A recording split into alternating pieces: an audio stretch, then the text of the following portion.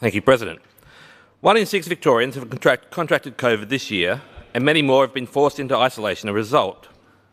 This forced isolation is a huge issue. People who test negative are still required to stay home, and sometimes they're stuck isolating for weeks as member after member of their family contract COVID, while they remain negative.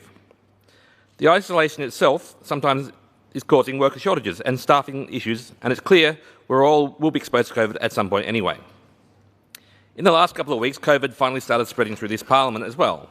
Many MPs are now discovering firsthand how the rules work.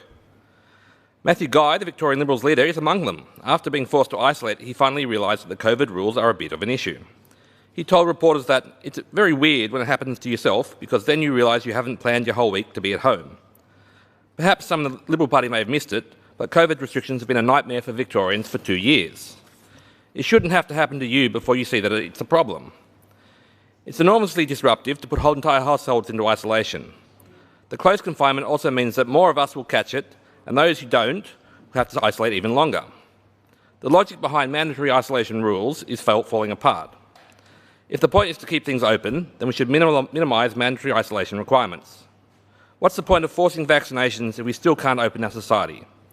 We are as protected as we're ever going to be. It's time to end the state of emergency and get back to life as normal.